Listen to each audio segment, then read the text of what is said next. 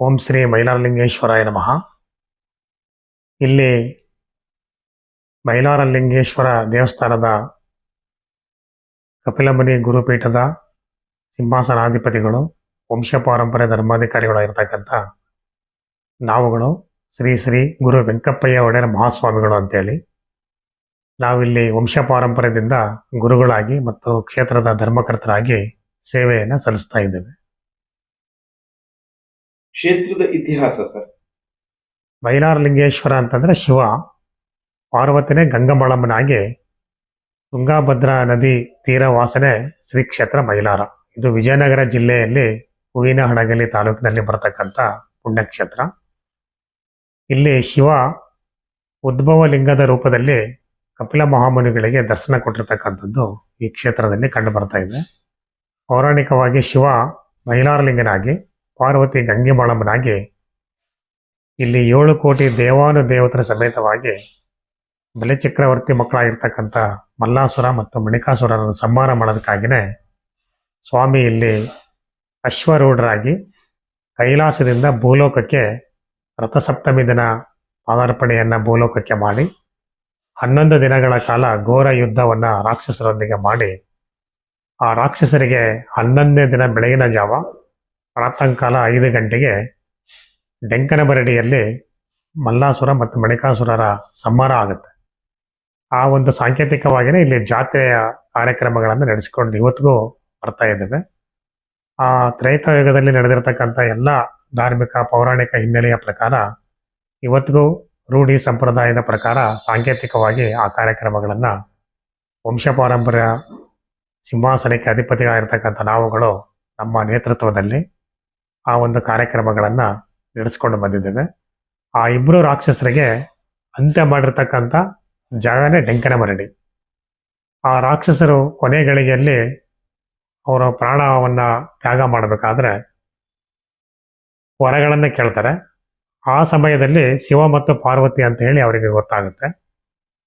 ಅವ್ರು ಏನು ಕೇಳ್ತಾರೆ ಅಂತಂದರೆ, ಮಣಿಕಾಸುರ ಮಹಾಸ್ವಾಮಿ, ನೀನು ಇವತ್ತು ಭೂಲೋಕಕ್ಕೆ ಬಂದು ನಮ್ಮನ್ನು ಸಂಹಾರ ಮಾಡ್ತಾ ಇದ್ದೀಯಾ, ನಾವು ಪ್ರಾಣ ತ್ಯಾಗ ಮಾಡ್ತಾ ಇದ್ದೇವೆ. ಈ ಭೂಲೋಕದಲ್ಲಿ ನಿನ್ನೊಂದಿಗೆ ನಮ್ಮದು ಪೂಜೆ ಆಗಲಿ ಅಂತ ಹೇಳಿ ನಿನ್ನ ವಾಹನವಾಗಿ ನನ್ನನ್ನು ಸ್ವೀಕರಿಸು ಅಂತ ಹೇಳಿ ಕುದುರೆಯಾಗಿ ನನ್ನನ್ನು ಸ್ವೀಕರಿಸ್ಬೇಕಂತೇಳಿ ಕೇಳ್ಕೊತಾನೆ. ಮಲ್ಲಾಸುರ ಏನು ಮಾಡ್ತಾನೆ ಅಂದರೆ, ನಿನ್ನ ಪಾದದ ತಳದಲ್ಲಿ ನನ್ನ ರುಂಡ ಸದಾಕಾಲ ನೆನೆಸಿರಲಿ ಅಂತ ಹೇಳಿ ಅವನಿಗೆ ಕೇಳಿಕೊಂಡು ನಂತರ ಅವರು ಪ್ರಾಣವನ್ನು ಬಿಡ್ತಾರೆ. ಇಂಥ ರಾಕ್ಷಸರಿಗೆ ಇಲ್ಲಿ ಸಂಹಾರವನ್ನು ಮಾಡಿದಿರ್ತಕ್ಕಾಗಿಯೇ ಈ ಸಂಹಾರ ನಡೀಬೇಕಾದ್ರೆ 7 ಕೋಟಿ ದೇವಾನುದೇವತರು ಈ ಭೂಲೋಕಕ್ಕೆ ಬಂದಂಥ ಪೌರಾಣಿಕ ಹಿನ್ನೆಲೆ ಇದೆ. ಆ ಪ್ರಕಾರವಾಗಿ 7 ಕೋಟಿ ದೇವಾನುದೇವತರ ಸಮಕ್ಷಮದಲ್ಲಿ ಡೆಂಕನಮರಡಿಯಲ್ಲಿ ಮಾಡೋದಕ್ಕಾಗಿಯೇ ಆ ಒಂದು ಕಾರಣದಿಂದ ಇದಕ್ಕೆ 7 ಕೋಟಿ ಮೈಲಾರಲಿಂಗೇಶ್ವರ ಅಂತ ಹೇಳಿ ನಾಮಸ್ಮರಣೆ ಮತ್ತು ಮೈಲಾರಲಿಂಗೇಶ್ವರನ ಒಂದು ಪುಣ್ಯಕ್ಷೇತ್ರದಲ್ಲಿ ಇದು ಭಕ್ತರ ಒಂದು ಬಾಯಿಯಿಂದ ಇವತ್ತಿಗೂ ಆ ನಾಮಸ್ಮರಣೆಯಾಗಿ ಇಲ್ಲಿದೆ. ಅದಕ್ಕಾಗಿಯೇ 7 ಕೋಟಿ ಚಾಂಗ್ಮಲು ಅಂತ ಹೇಳಿ ಇದಕ್ಕೆ ಕರ್ಕೊಂಡು ಬಂದಿದ್ದಾರೆ. ಶಿವ ಮೈಲಾರಲಿಂಗನಾಗಿ, ಪಾರ್ವತಿ ಗಂಗೆಮಾಳಮ್ಮನಾಗಿ, ಯಗ್ಗಪ್ಪ ವಿಷ್ಣು ಆಗಿ, ಮತ್ತು ಚಿಕ್ಕಯ್ಯ ದೊಡ್ಡಯ್ಯ, ಗಣಪತಿ ಷಣ್ಮುಖ ಇವರೆಲ್ಲರೂ ಚಿಕ್ಕಯ್ಯ ದೊಡ್ಡಯ್ಯಗಳಾಗಿ, ಪಾರ್ವತಿನೇ ಮತ್ತೊಂದು ಅವತಾರನೇ ಘೃತಮಾರಿ ಅಂದರೆ ಯುದ್ಧ ನಡಿಬೇಕಾದ್ರೆ ಆ ಅಮ್ಮ ತನ್ನ ನಾಲಿಗೆಯನ್ನೇ ಭೂಮಂಡಲ ತುಂಬಾ ಚಾಚಿ ಬಿಡ್ತಾಳಂತ ಪೌರಾಣಿಕ ಹಿನ್ನೆಲೆ ಇದೆ. ಆ ಪ್ರಕಾರ ಆ ನಾಲಿಗೆ ಮೇಲೇ ಯುದ್ಧ ನಡೆಯುತ್ತೆ. ಆ ರಾಕ್ಷಸರ ಹನಿ, ಒಂದು ರಕ್ತದ ಹನಿನೂ ಕೂಡ ಈ ಭೂಮಿ ಮೇಲೆ ಬೀಳಬಾರ್ದು ಅಂತ ಹೇಳಿ ಆ ಪಾರ್ವತಿ ಘೃತಮಾರಿ ಆಗಿಬಿಡ್ತಾಳೆ ಆಕೆ. ಹಂಗಾಗಿ ಆಕೆಗೆ ಘೃತಮಾರಿ, ಪಾರ್ವತಿಯ ಮತ್ತೊಂದು ಅವತಾರನೇ. ಆಕೆಗೆ ನಾವಿಲ್ಲಿ ತುಪ್ಪದ ಮಾಳಮ್ಮ ಅಂತೇಳಿ ಕರಿತೇವೆ. ಆಕೆ ಉಗ್ರ ರೂಪವನ್ನು ತಾಳಿದಾಗ ಆ ಸಮಯದಲ್ಲಿ ದೇವಾನುದೇವತರು ಆ ಯಮ್ಮನಿಗೆ, ಪಾರ್ವತಿಗೆ ತುಪ್ಪವನ್ನು ಎರೆದು ಶಾಂತಿಗೊಳಿಸ್ತಾರೆ. ಹಾಗಾಗಿನೇ ಇವತ್ತಿಗೂ ನಮ್ಮಲ್ಲಿ ಪುಣ್ಯಕ್ಷೇತ್ರದಲ್ಲಿ ಉಪದೇವಾಲಯವಾಗಿ ಅದು ತುಪ್ಪದ ಮಾಳಮ್ಮನಾಗಿ ನಾವಿಲ್ಲಿ ಪೂಜೆ ಪುನಸ್ಕಾರಗಳನ್ನು ಮಾಡ್ಕೊಂಡು ಬಂದಿರತಕ್ಕಂಥದ್ದಿದೆ. ಹೀಗಾಗಿ ಈ ಪುಣ್ಯಕ್ಷೇತ್ರಕ್ಕೆ ಉದ್ಭವ ಲಿಂಗ ರೂಪದಲ್ಲಿ ತುಂಗಾಭದ್ರಾ ನದಿ ತೀರದಲ್ಲಿ ಇಲ್ಲಿ ಸ್ವಯಂಭೂ ಉದ್ಭವ ಲಿಂಗ ಇದೆ. ಅದನ್ನು ತೋರಿಸಿಕೊಟ್ಟಂಥವರೇ ಮೊದಲನೇ ದರ್ಶನ ಕೊಟ್ಟಿರ್ತಕ್ಕಂಥದ್ದು ಕಪಿಲ ಮಹಾಮುನಿಗಳಿಗೆ. ಆ ಕಪಿಲ ಮಹಾಮುನಿಗಳು ಮತ್ತು ಗೋಮುನಿ ಮತ್ತು ಯಲ್ಲಮ್ಮ ಇವರೆಲ್ಲರ ಸಮಕ್ಷಮದಲ್ಲಿ ಆ ದರ್ಶನವನ್ನು ಮೈಲಾರಲಿಂಗಪ್ಪನ ರೂಪದಲ್ಲಿ ಕೊಟ್ಟಾಗ ಆ ಒಂದು ಲಿಂಗು ಹುತ್ತದಲ್ಲೇ ಸಿಗತ್ತೆ. ಆ ಹುತ್ತದ ಮಣ್ಣಿನಿಂದನೇ ಆ ಕಪಿಲ ಮಹಾಮುನಿಗಳು ಗರ್ಭಗುಡಿಯಲ್ಲಿ ಮೂರ್ತಿಯನ್ನ ಮಾಡಿಟ್ಟಿರ್ತಕ್ಕಂಥದ್ದು. ಇಲ್ಲಿ ಶಿವ ಬರಬೇಕಾದ್ರೆ ಒಬ್ಬ ಮಹಾರಾಜನ ವೇಷದಲ್ಲಿ ಖಡ್ಗಧಾರಿಯಾಗಿ, ಕಿರೀಟಧಾರಿಯಾಗಿ, ತ್ರಿಶೂಲ, ಡಮರುಗ, ಭಂಡಾರ ಬಟ್ಲಿನೊಂದಿಗೆ ಒಬ್ಬ ಗೊರವಯ್ಯನ ವೇಷದಲ್ಲಿ ಬಂದು ಆ ರಾಕ್ಷಸನ ಸಂಹಾರ ಮಾಡೋದಕ್ಕಾಗಿಯೇ ಇಲ್ಲಿ ಕಪಿಲ ಮುನಿ ಗುರುಪೀಠದ ಗುರುಗಳಾಗಿ ನಾವು ಗೊರವಯ್ಯನವರಿಗೆ ಗುರುಗಳಾಗಿ ಮತ್ತೆ ಸದ್ಭಕ್ತರಿಗೆ ಎಲ್ಲರಿಗೂ ದೀಕ್ಷೆ ಕೊಡ್ತಕ್ಕಂಥ ಒಂದು ಪದ್ಧತಿ ಇದೆ. ಅವರು ಗೊರವೈಗಳು ಆಗ್ತಾರೆ, ಹೆಣ್ಮಕ್ಳು ಗೊರಮ್ಮಗಳು ಆಗ್ತಾರೆ. ಅವರಿಗೆಲ್ಲ ದೀಕ್ಷೆ ಕೊಡ್ತಕ್ಕಂಥ ಸಂಪ್ರದಾಯ ಪದ್ಧತಿ ಈ ಕ್ಷೇತ್ರದಲ್ಲಿ ಕಪಿಲ ಮುನಿ ಗುರುಪೀಠದವರಿಗೆ ಅದು ಇವತ್ತಿಗೂ ಭಕ್ತರು ಅದನ್ನ ಉಳಿಸ್ಕೊಂಡು ನಡೆಸ್ಕೊಂಡು ಬಂದಿರತಕ್ಕಂಥ ಪದ್ಧತಿ ಇವತ್ತಿಗೂ ಇದೆ. ಅದೇ ರೀತಿನೇ ಚಾಮರ ಹಾಕ್ತಕ್ಕಂಥವ್ರು, ಕಾಯ್ಕೋಲ್ ಡ್ಯೂಟಿಗೆ, ದೋಣಿ ಸೇವೆ, ಮತ್ತೆ ಇಲ್ಲಿ ಕುದುರೆಕಾರನ ಸೇವೆಯಾಗಿ ಮಣಿಕಾಸುರನ್ನ ಏನು ಇತಿಹಾಸ ಹೇಳಿದ್ವಲ್ಲ ಅದೇ ಕುದುರೆಕಾರನೇ ಆ ಸೇವೆಯನ್ನು ಕೂಡ ಈ ಭಕ್ತಾದಿಗಳು ವಂಶ ಪಾರಂಪರ್ಯವಾಗಿ ಮಗನಿಂದ ಮಗನಿಂದ ಮುತ್ತಾಜನ ಕಾಲದಿಂದ ಏನು ನಡೆಸ್ಕೊಂಡ್ ಬಂದಿರ್ತಾರೆ ಅವರ ಮೊಮ್ಮಗನ ಬಂದು ಇಲ್ಲಿ ಸೇವೆ ಮಾಡ್ತಕ್ಕಂಥ ಒಂದು ಪದ್ಧತಿ ಇದೆ. ಆ ಸೇವೆಗಳನ್ನ ನಿರ್ವಹಿಸಕ್ಕಿಂತ ಪೂರ್ವದಲ್ಲಿ ಕಪಿಲ ಮುನಿ ಗುರುಪೀಠದ ಗುರುಗಳ ಆಶೀರ್ವಾದ ಅವರ ವಂಶಸ್ಥರಿಂದ ಆಗಲಿ ಅವರಿಂದನೇ ಆಗಲಿ ಎಲ್ಲರಿಗೂ ದೀಕ್ಷೆ ಕೊಟ್ಟ ಮೇಲೆ ಆ ಸೇವೆಯನ್ನ ಮಾಡ್ಲಿಕ್ಕೆ ಅವರಿಗೆ ಅರ್ಹತೆ ಬರುತ್ತೆ ಅಂತಕ್ಕಂಥದ್ದು. ಆ ಪ್ರಕಾರ ಇಲ್ಲಿ 7 ಕೋಟಿ ದೇವಾನುದೇವತರ ಸ್ವರೂಪದಲ್ಲಿ ಭಕ್ತಾದಿಗಳು ಆ ಸೇವೆಯನ್ನು ನಡೆಸ್ಕೊಂಡು ಹೋಗ್ತಾ ಇದ್ದಾರೆ. ಅದರಲ್ಲೂ ಚಾಮರ ಸೇವೆ, ಭಗವಂತನಿಗೆ ಗಾಳಿಯನ್ನು ಬೀಸ್ತಕ್ಕಂಥ ದೇವನಾರಿಯರು ಅಂತ ಹೇಳಿ ಅದನ್ನ ಸ್ತ್ರೀಯರು ಅದನ್ನು ಸ್ವೀಕರಿಸ್ತಾರೆ. ಅದು ಕೂಡ ವಂಶ ಪಾರಂಪರ್ಯವಾಗಿ ನಡ್ಕೊಂಡ್ ಬಂದಿರುತ್ತೆ. ಅವ್ರ ಮನೆಯಲ್ಲಿ ಹಿರಿಯ ಸೊಸೆ ಆಗಿರ್ತಕ್ಕಂಥವ್ರು, ಅವರು ಇಲ್ಲ ಅಂದ್ರೆ ಚಿಕ್ಕವರು ಇದನ್ನ ನಡೆಸ್ಕೊಂಡು ಹೋಗ್ತಕ್ಕಂಥ ಪದ್ಧತಿ ಇದೆ. ಅವ್ರಿಗೂ ಕೂಡ ಕರಿಯ ಕಂಬಳಿ ಗದಿಯನ್ನ ಮಾಡಿ ಎಲ್ಲಾ ದೀಕ್ಷೆಗಳನ್ನು ಕೊಡಬೇಕಾದ್ರೆ ಅದಕ್ಕೆಲ್ಲ ಒಂದು ಶಾಸ್ತ್ರ ಇದೆ. ಆಚಾರ ವಿಚಾರಗಳನ್ನ ಅವರಿಗೆ ಬೋಧನೆ ಮಾಡಿ ಗುರುಗಳು ಅವತ್ತೇ ಅವರಿಗೆ ದೀಕ್ಷೆ ಕೊಟ್ಟ ತಕ್ಷಣ ಅವರು ದೇವರಿಗೆ ಸಂಬಂಧಪಟ್ಟಂಗೆ ಎಲ್ಲಾ ಸೇವೆಗಳನ್ನ ಮಾಡ್ಕೊಂಡು ಹೋಗ್ತಕ್ಕಂಥ ಪದ್ಧತಿ ಇದೆ. ಹಾಗಾಗಿ ಈ ಪುಣ್ಯಕ್ಷೇತ್ರಕ್ಕೆ ಉಂಗ್ಲಾರ ಕ್ಷೇತ್ರ ಅಂತ ಹೇಳಿ ಕರೀತಾರೆ. 3 ಕಡೆಗೆ ತುಂಗಾಭದ್ರಾ ನದಿ ಇದೆ, ಒಂದು ಕಡೆಗೆ ಪರ್ವತದ ಸಾಲು ಇರೋದ್ರಿಂದ ಇದು ಉಂಗುರದ ಆಕೃತಿಯಲ್ಲಿ ನೆಲೆಸಿರ್ತಕ್ಕಂಥ ಪುಣ್ಯಕ್ಷೇತ್ರ. ಹಾಗಾಗಿನೇ ಇದನ್ನ ಗ್ರಾಮೀಣ ಭಾಷೆಯಲ್ಲಿ ಉಂಗ್ಲಾರ ಕ್ಷೇತ್ರ ಅಂತ ಇವತ್ತಿಗೂ ನೀವು ಗಾದೆ ಮಾತನ್ನ ಕೇಳ್ತಾ ಇರ್ತೀರಿ, ಕೊಂಕಣ ಸುತ್ತಿ ಮೈಲಾರಕ್ಕೆ ಬರಬೇಕು ಅಂತ ಹೇಳಿ. ಆ ಕೊಂಕಣ ಸುತ್ತಿ ಮೈಲಾರಕ್ಕೆ ಬರೋದ ಕಾರಣ ಏನಪ್ಪಾ ಅಂದ್ರೆ 3 ಕಡೆಗೂ ನೀರು ಆವರಿಸಿದೆ, ಒಂದು ಕಡೆಗೆ ಪರ್ವತದ ಸಾಲಿದೆ. ನಾವು ಹೆಂಗ್ ಬಂದ್ರೂ ಹೊಳೆ ದಾಟಿ ಬರಬೇಕಾಗಿತ್ತು, ಪರ್ವತಗಳನ್ನ ದಾಟಿ ಬರಬೇಕಾಗಿತ್ತು. ಹಾಗಾಗಿ ನಾವು ಗುರುಗಳು, ಅಂದಿನ ಗುರುಗಳು ಎಲ್ಲ ಕಡೆಗೂ ಒಂದೊಂದು ದೇವಸ್ಥಾನಗಳನ್ನ, ಶಿಬಾರಗಳನ್ನ ಸ್ಥಾಪನೆ ಮಾಡಿಕೊಂಡು ಎಲ್ಲರಿಗೂ ಪೂಜೆ ಪುನಸ್ಕಾರ ಮಾಡ್ಲಿಕ್ಕೆ ನಮಗೆ ಒಂದು ಅವರವರೇ ಪೂಜೆ ಮಾಡ್ಕೊಳ್ಳೋದಕ್ಕೆ ಒಂದು ಅವಕಾಶ ಮಾಡಿಕೊಟ್ಟಿದ್ದಾರೆ. ಇದರಲ್ಲಿ ವಿಶೇಷವಾಗಿರ್ತಕ್ಕಂಥ ಈ ಕ್ಷೇತ್ರದಲ್ಲಿ ಮತ್ತೊಂದು ಏನಪ್ಪಾ ಅಂತಂದ್ರೆ ಇದು ಒಂದು ಜಾತ್ಯತೀತವಾಗಿರ್ತಕ್ಕಂಥ ಕ್ಷೇತ್ರ. ಎಲ್ಲ ಮಾನವರನ್ನು ಕೈ ಬೀಸಿ ಕರೆದು ಎಲ್ಲರನ್ನೂ ಮುಟ್ಟಿಸ್ಕೊಳ್ತಕ್ಕಂಥ ದೇವರು ಯಾವ್ದಾದ್ರು ಇದ್ರೆ ಅದು ಮೈಲಾರಲಿಂಗೇಶ್ವರ. ಇಲ್ಲಿ ಗರ್ಭಗುಡಿಯಲ್ಲಿ ಎಲ್ಲರಿಗೂ ಮುಕ್ತ ಪ್ರವೇಶ ಇದೆ.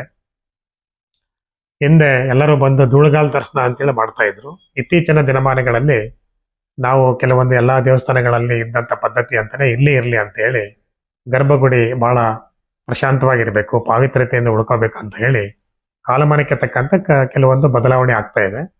ಹಿಂದೆ ಇದ್ದಂಥ ಪದ್ಧತಿಗಳು ಈ ರೀತಿ ಇತ್ತು ಅಂತಕ್ಕಂಥದ್ದನ್ನ ನಾನು ತಿಳಿಸ್ತಾ ಇದ್ದೇನೆ. ಅಂತ ಒಂದು ದೇವರು, ಅಂತ ಉದ್ಭವ ಲಿಂಗು, ಎಲ್ಲರೂ ಮುಟ್ಟಿ ನಮಸ್ಕಾರ ಮಾಡ್ತಕ್ಕಂಥ ಒಂದು ಮೈಲಾರಲಿಂಗೇಶ್ವರ ಇದು.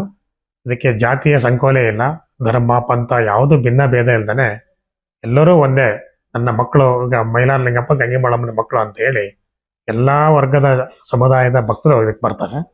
ನಾಳೆ 26ನೇ ಕಾರಣಿಕೋತ್ಸವ, 4ನೇ ತಾರೀಕು ಕಾರಣಿಕೋತ್ಸವ ಅಂತ ನಡೆಯುತ್ತೆ.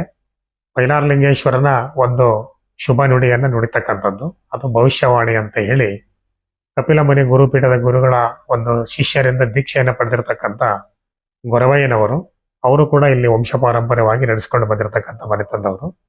ಅವರು ಗುರುಗಳ ಭಂಡಾರ ಆಶೀರ್ವಾದವನ್ನ ಪಡ್ಕೊಂಡು ಅವರು ಕಾರಣಿಕವನ್ನ ಬಿಲ್ಲನ್ನೇರಿ ಕಾರಣಿಕ ಹೇಳಿ ಅಲ್ಲಿಗೆ ಅವರ ವ್ರತಗಳನ್ನ ಮುಗಿಸಿ ಆ ವಾಣಿ ಅಂತಾನೆ ವರ್ಷ ಪೂರ್ತಿನೇ ಇಲ್ಲಿ ಎಲ್ಲಾ ಭಕ್ತರು ನಂಬ್ಕೊಂಡು ಹೋಗ್ತಾರೆ. ಈ ವಾಣಿ ಅಂತ ಹಿಂಗ ಆಗ್ಬೋದು, ಈ ರೀತಿನ ನಮ್ದು ಈ ವರ್ಷ ನಡೀಬಹುದು ಅಂತಕ್ಕಂಥದ್ದು ಅವರವರ ಭಾವನೆ, ಅವರವರ ನಂಬಿಕೆ ಮೇಲೆ ಆ ಒಂದು ವಿಶ್ಲೇಷಣೆಯನ್ನ ಮಾಡ್ಕೊಂಡು ಹೋಗ್ತಕ್ಕಂಥ ಪದ್ಧತಿ ಇದೆ. ಅದಕ್ಕೆ ಮುಖ್ಯವಾಗಿ ಕಪಿಲ ಮಹಾಮುನಿಗಳು ಇಲ್ಲಿ ಏನು ಅವರು ವಾಗ್ದಾನ ಕೊಟ್ಟಿದಾರೋ ಅದನ್ನ ನಾವಿಲ್ಲಿ 18ನೇ ತಲೆಮಾರಿನರಾಗಿ ಇಲ್ಲಿ ವಂಶ ಪಾರಂಪರ್ಯ ಗುರುಗಳಾಗಿ ಪುತ್ರ ಪೌತ್ರರಾಗಿ ಇದನ್ನ ಮುನ್ನಡೆಸ್ಕೊಂಡು ಬಂದಿರತಕ್ಕಂಥ ಈಗ 18ನೇ ತಲೆಮಾರಿನ ಗುರುಗಳು ನಾವು. ನಮ್ಮ ಮೈಲಾರ ಕ್ಷೇತ್ರಕ್ಕೆ ಯಾರೇ ಬಂದ್ರೂ ಇಲ್ಲಿ ಭಕ್ತಿಯನ್ನ ಹೊತ್ಕೊಂಡು ಬರ್ತಾರೆ ಹೊರತು ಇಲ್ಲಿ ಆಡಂಬರದಿಂದ ಯಾರು ಬರೋದಿಲ್ಲ. ಎಂತ ಆಡಂಬರ ಇರ್ತಕ್ಕಂಥವರು ಕೂಡ ಕಾಲುನಡಿಗೆಯಿಂದ ಬರ್ತಾರೆ.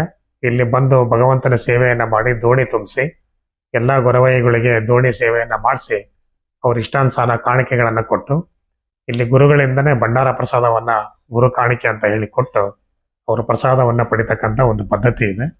ಹೀಗೆ ಈ ಕ್ಷೇತ್ರದಲ್ಲಿ ನಡ್ಕೊಂಡು ಬಂದಿರತಕ್ಕಂಥ ಧಾರ್ಮಿಕ ಹಿನ್ನೆಲೆ ಇವತ್ತಿಗೂ ಕೂಡ ಅದು ಪರಂಪರೆಯಾಗಿ ಉಳ್ಕೊಂಡು ಬಂದಿದೆ. ಈ ಪರಂಪರೆಗಳು ಇವತ್ತಿಗೂ ಜೀವಂತವಾಗಿ ನಮ್ಮ ಮೈಲಾರಲಿಂಗೇಶ್ವರನ ಭಕ್ತರು ಈ ಕ್ಷೇತ್ರದಲ್ಲಿ ಮಾಡ್ತಕ್ಕಂಥದ್ದನ್ನ ಈಗಲೂ ನಾವು ಕಣ್ಣು ಮುಟ್ಟಿ ಕಣ್ಣಿಂದ ಅದನ್ನು ನೋಡ್ಬೋದು ಅಂತಕ್ಕಂಥದ್ದು.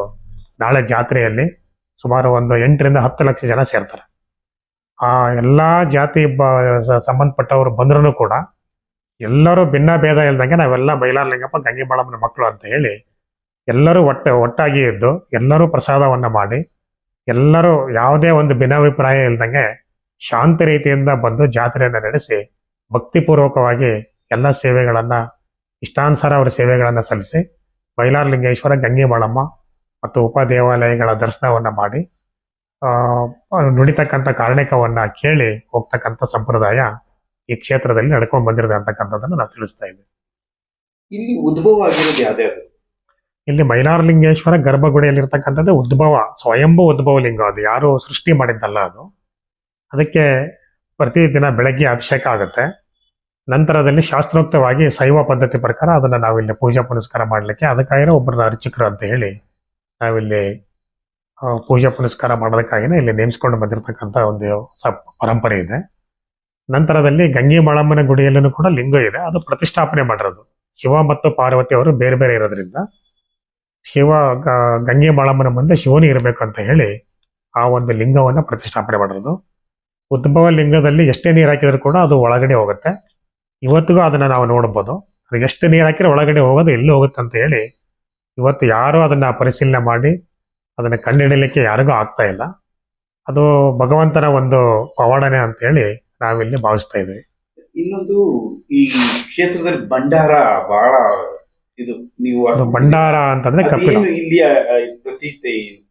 ಭಂಡಾರನೇ ಮಹಾನ್ ಪ್ರಸಾದ ಇಲ್ಲಿ.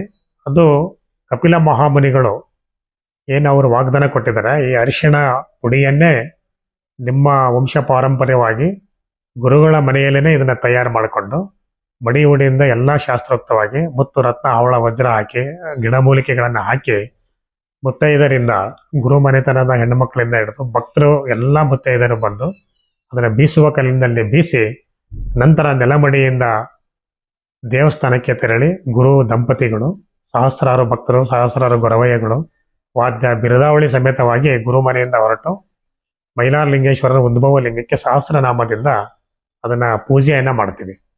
ಆ ಪೂಜೆಯನ್ನ ಮಾಡಿರ್ತಕ್ಕಂಥ ಭಂಡಾರನ ಬೆಳಗಿನ ಜಾವ 5 ಗಂಟೆಗೆ ಮತ್ತೆ ಅವನ್ನ ಎಲ್ಲ ತಕೊಂಡು ಬಂದು ವರ್ಷ ಪೂರ್ತಿ ಆ ಭಂಡಾರವನ್ನ ಗುರು ಪ್ರಸಾದ ದೇವರ ಪ್ರಸಾದ ಅಂತ ಹೇಳಿ ಎಲ್ಲಾ ಭಕ್ತರಿಗೆ ಕೊಡ್ತಕ್ಕಂಥ ಒಂದು ಪದ್ಧತಿ ಇದೆ. ಇದನ್ನ ಕಪಿಲ ಮುನಿ ಸಿಂಹಾಸನ ಅಧಿಪತಿಗಳಾಗಿ ನಾವು ದೇವಸ್ಥಾನದಲ್ಲಿ ಇದನ್ನು ಕೊಡ್ತಕ್ಕಂಥ ಪದ್ಧತಿ ಇವತ್ತಿಗೂ ಇದೆ. ನಮ್ಮದೇ ಆಗಿರ್ತಕ್ಕಂಥ ಒಂದು ಗುರುಪೀಠನೇ ಇದೆ. ಮನೆಯಲ್ಲೂ ಸ್ವೀಕರಿಸ್ತಾರೆ, ದೇವಸ್ಥಾನ ಗರ್ಭಗುಡಿಯಲ್ಲೂ ಸ್ವೀಕರಿಸ್ತಾರೆ. ಗುರುಪೀಠಕ್ಕೂ ಬಂದು ಅವರವ್ರ ಇಷ್ಟಾನುಸಾರ ಗುರು ಕಾಣಿಕೆಯನ್ನು ಕೊಟ್ಟು ಭಂಡಾರ ಕಾಣಿಕೆ ಅಂತಕ್ಕಂಥದ್ದು ಅದೆಲ್ಲದೂ ನಾವು ಗುರುಗಳಾಗಿ ಅದನ್ನು ಸ್ವೀಕರಿಸಿ ಅವ್ರಿಗೆ ಭಂಡಾರ ಕೊಡ್ತಕ್ಕಂಥ ಒಂದು ಸಂಪ್ರದಾಯ ಇದೆ. ಇನ್ನು ಹುಂಡಿಗೆ ಆಗ್ತಕ್ಕಂಥ ಮುಡುಪು ಕಾಣಿಕೆ ಬೆಳ್ಳಿ ಚಿನ್ನ ಏನೇ ಇದ್ರೂ ಅದು ದೇವಸ್ಥಾನಕ್ಕೆ ಸಂಬಂಧಪಟ್ಟಿದ್ದು. ಅದಕ್ಕೆ ನಾವು ಧರ್ಮಕರ್ತರಾಗಿ ಮತ್ತು ಮುಜರಾಯಿ ಇಲಾಖೆ ಅದಕ್ಕೆ ಮಾನ್ಯ ಜಿಲ್ಲಾಧಿಕಾರಿಗಳೇ ಅದರ ಅಧ್ಯಕ್ಷತೆಯನ್ನು ವಹಿಸಿಕೊಂಡು ಎಲ್ಲ ಲೆಕ್ಕಪತ್ರಗಳನ್ನು ಅವರ ಸ್ವಾಧೀನದಲ್ಲೇ ಇಟ್ಟುಕೊಂಡು ಪ್ರತಿ ವರ್ಷನೂ ಎಷ್ಟು ದುಡ್ಡು ಬಂತು ಎಷ್ಟು ಖರ್ಚಾಯಿತು ಅಂತಕ್ಕಂಥದ್ದು ಎಲ್ಲ ಲೆಕ್ಕಾಚಾರಗಳನ್ನು ಅವರು ಇಟ್ಕೊಂಡಿರ್ತಾರೆ.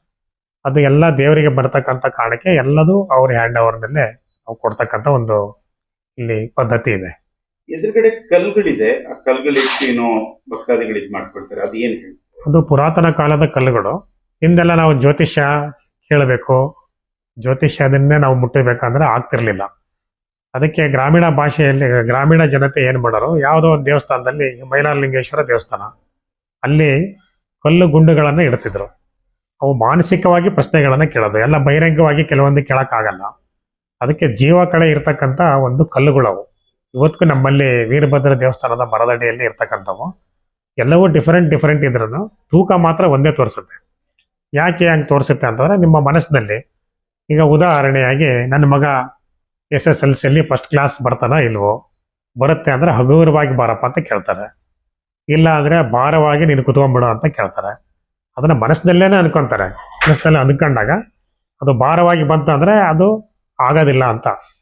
ಹಗುರವಾಗಿ ಬಂತು ಅಂದ್ರೆ ನಾನು ಕೇಳಿದಂಥ ಪ್ರಶ್ನೆ ಬೈಲಾರಲಿಂಗೇಶ್ವರ ಅದನ್ನ ಆಶೀರ್ವಾದ ಮಾಡಿದ್ರೆ ಅದು ಈಡೇರುತ್ತೆ ಅಂತಕ್ಕಂಥ ಒಂದು ಭಾವನೆ, ಭಕ್ತಿ ಇದೆ. ಸ್ಪೆಷಲ್ ಆಗಿ ಈ ಪೂಜೆಗಳು ಈ ನಡೆಯುತ್ತೆ. ಒಂದು ಪುಣ್ಯಕ್ಷೇತ್ರಕ್ಕೆ ಈ ಒಂದು ಪುಣ್ಯಕ್ಷೇತ್ರಕ್ಕೆ ಬರಬೇಕಾದ್ರೆ ಮೊದಲು ಹುಣ್ಣಿಮೆಗೆ ಬರ್ತಾರೆ, ಪ್ರತಿ ಭಾನುವಾರ ದಿನ ಬರ್ತಾರೆ, ಪ್ರತಿ ಗುರುವಾರ ಬರ್ತಾರೆ.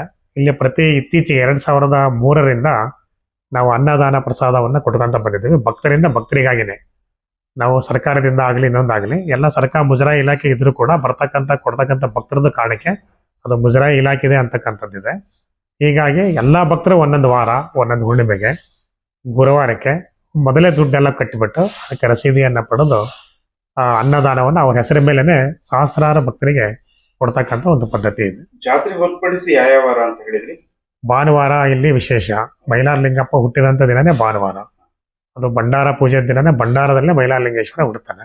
ನಂತರ ಹುಣ್ಣಿಮೆ ಸುಮಾರು ಒಂದು 25,000 ಜನ ಸೇರ್ತಾರೆ. ಭಾನುವಾರಕ್ಕೆ ಒಂದು 10,000 ಜನ ಬರ್ತಾರೆ. ಗುರುವಾರಕ್ಕೆ ಒಂದು 5,000 ಜನ ಬರ್ತಾರೆ. ಇತ್ತೀಚಿನ ದಿನಗಳಲ್ಲಿ ಭಕ್ತರ ಸಂಖ್ಯೆ ಜಾಸ್ತಿ ಆಗಿದೆ. ಕ್ಷೇತ್ರ ಆದಾಯನೂ ಜಾಸ್ತಿ ಕಾಣ್ತಾ ಇದ್ದೀವಿ. ಎಲ್ಲ ಮೈಲಾರಲಿಂಗೇಶ್ವರನ ಕಾರಣಿಕೋತ್ಸವ ಮತ್ತು ಜಾತ್ರಾ ಮಹೋತ್ಸವಗಳು 2026. ಈ ವರ್ಷದ ಕಾರಣಿಕೋತ್ಸವ 4/2/2026 ಸಂಜೆ 5:30ಕ್ಕೆ ಶ್ರೀಮನ್ ಮಹಾಕಪಿಲಮುನಿ ಗುರುಪೀಠದ ಗುರುಗಳಿಂದ ಭಂಡಾರ ಆಶೀರ್ವಾದವನ್ನು ಪಡೆದು ಕಾರಣಿಕವನ್ನ ಗೊರವಯ್ಯನವರಿಂದ ನುಡಿಯಲ್ಪಡುತ್ತೆ. ಆ ಒಂದು ಕಾರಣಿಕೋತ್ಸವಕ್ಕೆ ನಂತರ ಮರುದಿವಸ ಗುರುಗಳ ಆಶೀರ್ವಾದ ಆಶೀರ್ವಾದವನ್ನು ಪಡೆದಂಥ ಗೊರವಯ್ಯನವರಿಂದ ಸರಪಳಿ ಮತ್ತು ಪವಾಡಗಳು, ಶಸ್ತ್ರ ಪವಾಡಗಳು ಕಂಚವೀರ್ಯರಿಂದ ನಡೆಯುತ್ತೆ. ಈ ಎಲ್ಲ ಧಾರ್ಮಿಕ ಕಾರ್ಯಕ್ರಮಗಳು ಭಗವಂತನ ಸೇವೆ ಅಂತ ಹೇಳಿ ಇವತ್ತಿಗೂ ನಾವು ಮಾಡ್ತಾ ಇದ್ದೇವೆ. ಇಲ್ಲಿ ಮೈಲಾರಲಿಂಗೇಶ್ವರನೇ ಮುಖ್ಯ, ಭಕ್ತರೇ ಮುಖ್ಯ. ಅವರಿಬ್ಬರು ಭಾವನೆಗಳಿಗೆ ನಾವು ಯಾವುದನ್ನು ತೊಂದರೆ ಇಲ್ಲದ ಹಾಗೆ ಪುರಾತನ ಕಾಲದಿಂದಲೇ ಇವತ್ತಿಗೂ ನಾವು ನಡೆಸ್ಕೊಂಡ್ ಬಂದಂಥ ಸಂಪ್ರದಾಯಗಳು ಈ ವರ್ಷನೇ ನಡೆಯುತ್ತೆ.